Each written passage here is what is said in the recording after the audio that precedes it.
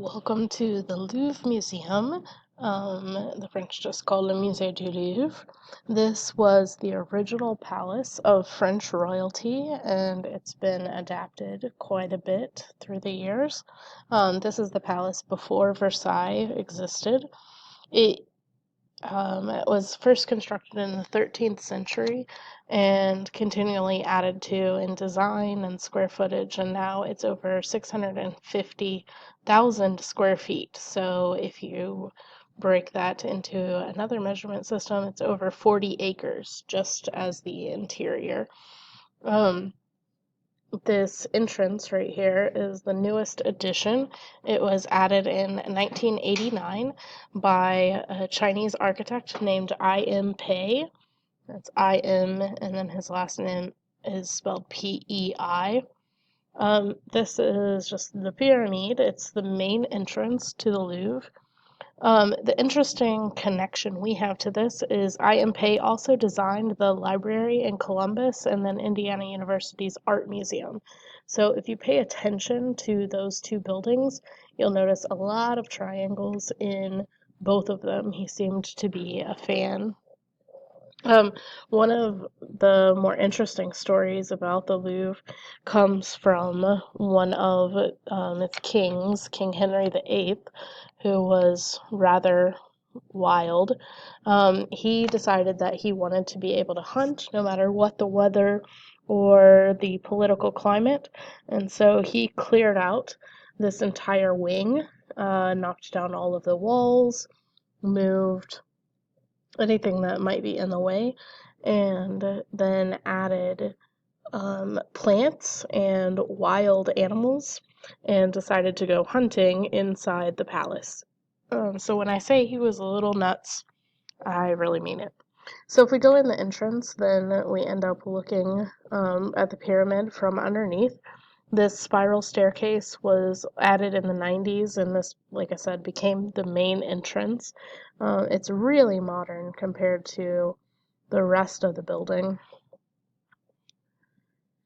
Um, outside the Louvre, this is the best entrance to go in. It's going to be the least crowded.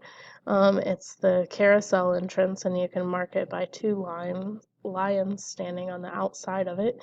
There's also a really yummy sandwich cart out here that typically that's called pole, and it's my favorite. It's the best. But when you go inside, you'll arrive at the mall, and you can see there's an Apple store, there's a Starbucks down here. When I was studying in the Louvre, a lot of times what we would do is go into the mall, down a cup of Starbucks to wake up for our 7 a.m. class, and then go study for, a little more than half the day in the Louvre. The Louvre Museum, like I said, over 40 acres. It's absolutely massive, and it's very easy to get lost. So one of the first days that I was studying in there when I lived in Paris, we decided that we were going to just stay after class and look around for about an hour before lunch. But that hour turned into 3 because it took us 3 hours to figure out how to get out of there. It is one of the world's largest collections of art, although it's not the largest. There's a larger one in Asia.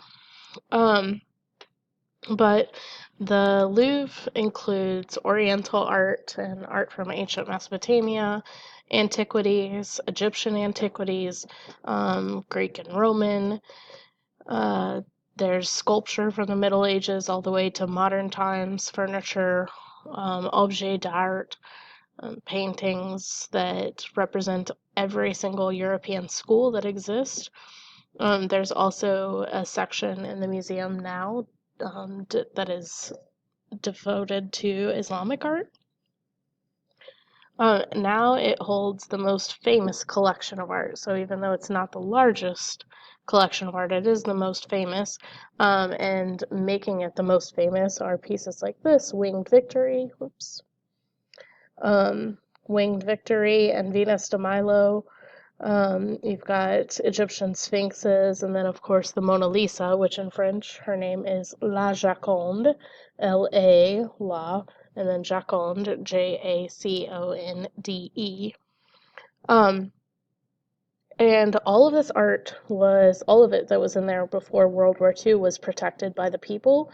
They, like Notre Dame stained glass, took the art down and distributed it through private citizens and told them to keep it safe. A lot of it was kept in their cellars, trying to keep it away from the Nazis because the Nazis were selling all the art to make money for themselves. Um, and again, over 99% of the art was returned to the Louvre. So if someone just handed you an incredible piece of art like the Last Supper or the Mona Lisa, and you had a hold of it for several years, would it return unblemished? Would be quite the question to ask of yourself. The French totally pride their art. They think that it's very important to their culture, to their city. And so, again, over 99% of it was returned.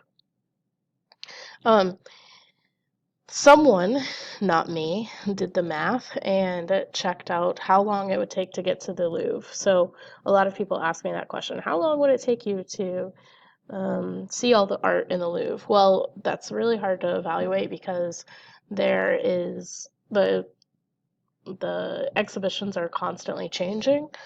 But someone did the math, and if you spent 10 hours a day in the Louvre, which, is more than your 8-hour workday, so 10 hours, and then you looked at each object for 4 seconds. So that's 1, 2, 3, 4, and done, moving on.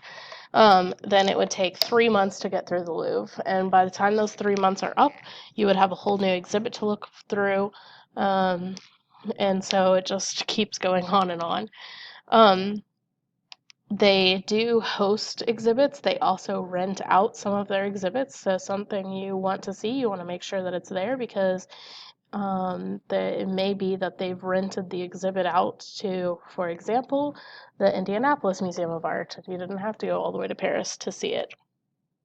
The Louvre also is a school, so not all of that 40 acres is full of art.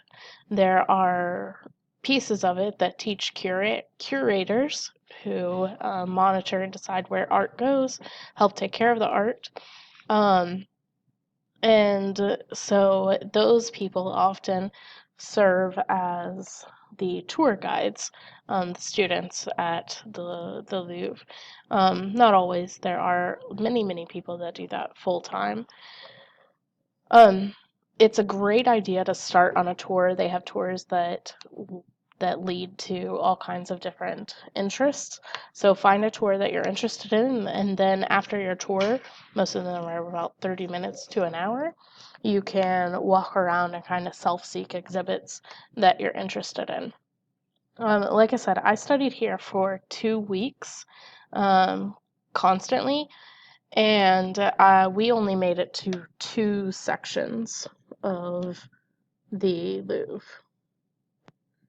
So here you can notice that the Louvre is on the opposite side of where we were, and if we want to take a look, we can do that.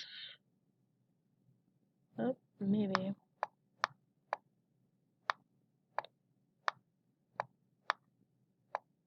Okay, here we are. So you can see the Place du Carrousel, which is one of the entrances I was telling you. This is the pyramid entrance right here that you can go check out by IMPay. See if we end up. Okay. So you can see again just how massive this building really is. We're about to get to this monument up here. This is Arc de Triomphe du Carrousel. So it's undergoing some restoration here. You can see the pyramid right here, and there's actually a smaller pyramid nearby on the other side if you look behind it. Let's see if we can get back there. I can't get you to the smaller pyramid. Oh, there it is. So this one is just a window. It's not actually an entrance. You can't go into that one. If we go inside, if I can get you inside, you'll be able to see some of the architecture.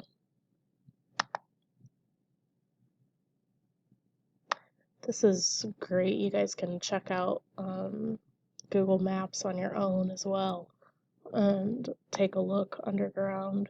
You can actually walk all the way through the art. Okay, this isn't taking us underground, but it does show us what it looks like at night. This is a fun place to hang out at night. It's usually not that busy. It's a very safe area. Oh, and it's absolutely gorgeous checking out that pyramid at night.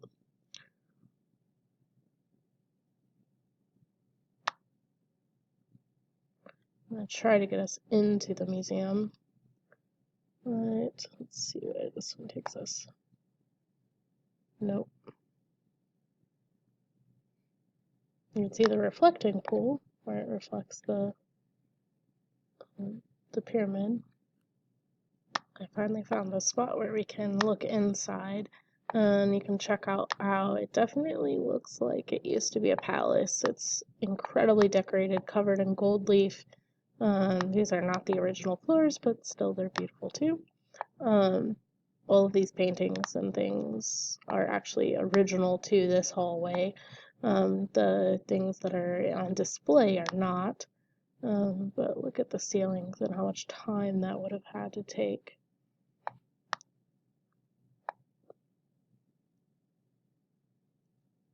Okay, so I also have a map again to show you how large this is. So this is that garden that I was telling you.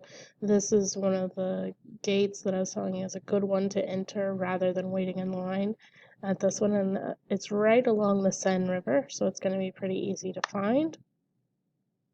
And you can see all of these different exhibits that are available. The Tuileries Garden, you can take a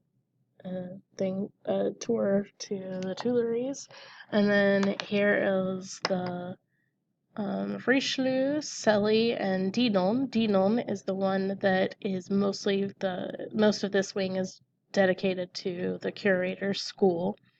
I spent most of my time in Sully and Richelieu.